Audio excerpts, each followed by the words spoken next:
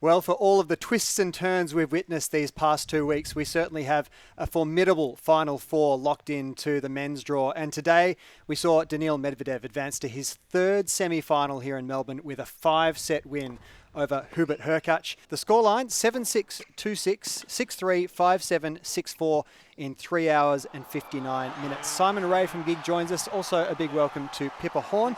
And Pippa, Daniil Medvedev had to change his approach to this match given the conditions today and also the lead up to this quarterfinal. Yeah, I think that was the most impressive part of the match for me for Daniil Medvedev. He's a very smart player, and I think he showed to us today just how adaptable he is.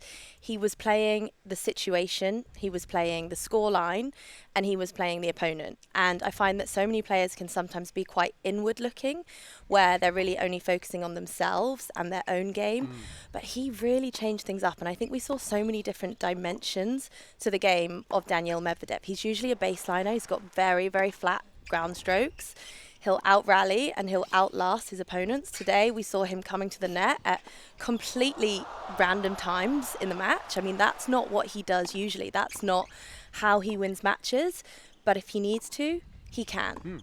Well, I really like it, and I think we knew it was an exciting clash coming in. So across the tour over the last 12 months, it was the number one rated returner in the game, and Daniil Medvedev, up against the number one rated server in the game, Hubert Hurkacz.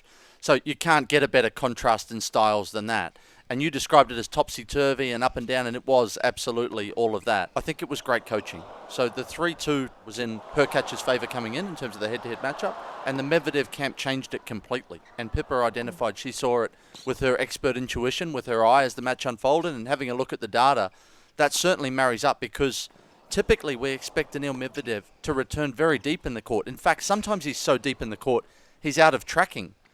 But today, he's on top of the baseline. So that's not a small difference. That's a difference of 3 and 4 metres in terms of where he decided to return the Hurkacz second serve from today versus where he typically returns the second serve from.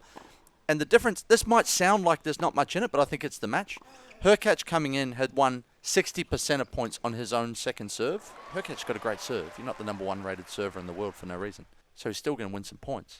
Daniil limits him today to 53% of points won on his own second serve. And that, for me, that 7% gap there through the change in strategy, through the change in approach, through the tactics that Gilles Savara and the Medvedev camp come up with prior to the match, that puts a gap in the match. A small gap, but a gap in the match. Yeah, just to add to that, I think, he came into the match really, really fatigued. He'd spent a lot of time on court. He'd played matches in the heat of the day. He wanted to conserve energy, and I think he conserved energy in a number of ways, one of which is through that return position. He stepped up to the baseline, took time away, did the serve and volley tactic a bit, which he doesn't usually do.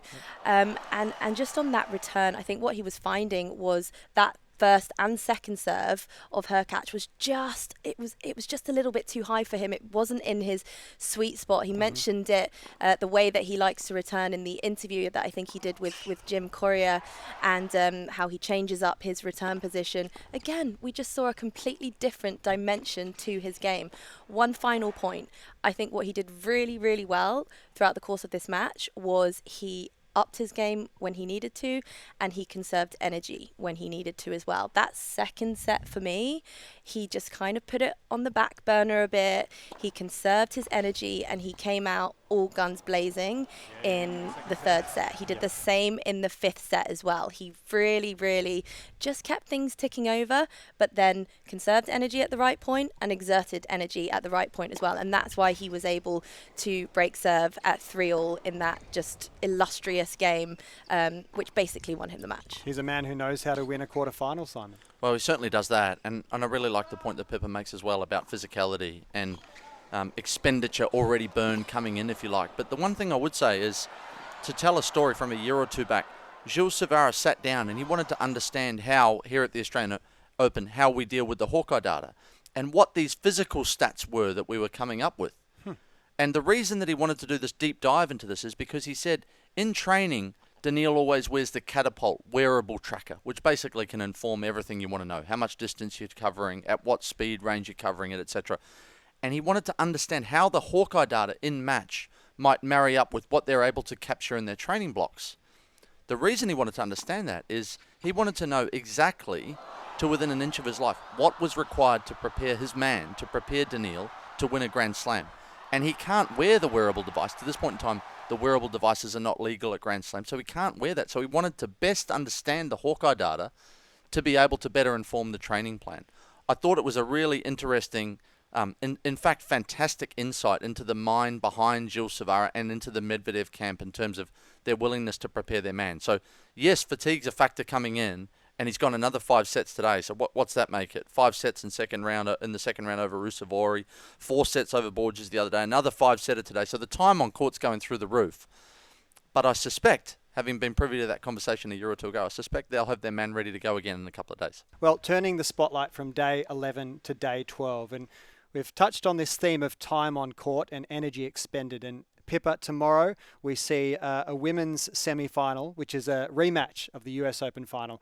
It's Coco Gauff and Aryna Sabalenka with drastically different roads to this last 4 match. Yeah, absolutely. The Sabalenka route has been a relatively straightforward one. I think she's been looking excellent so far in this event. She hasn't really been pushed.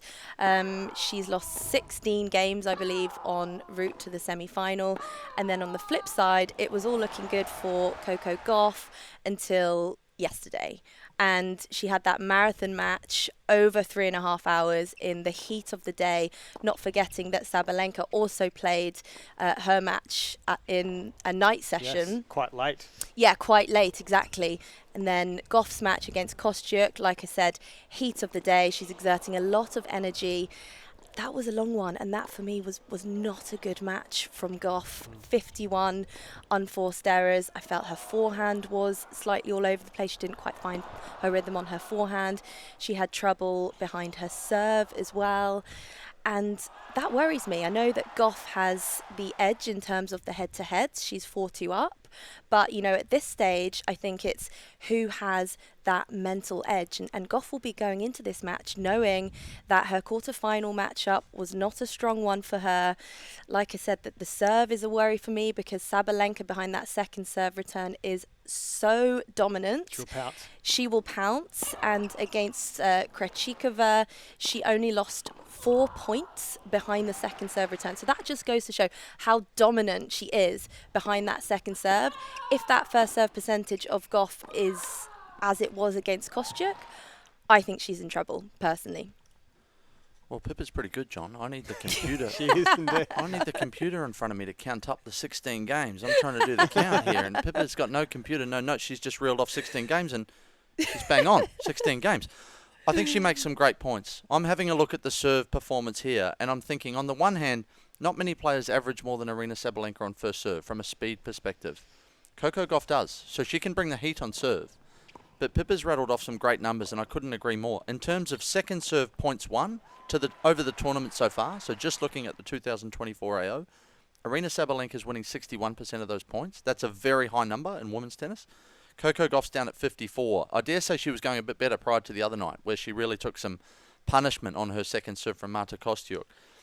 I think Gauff's only chance in this match, and I acknowledge she's got the head-to-head, I think Gauff's only chance is to have an absolute serving night out and to try to make inroads into the Sabalenka service game.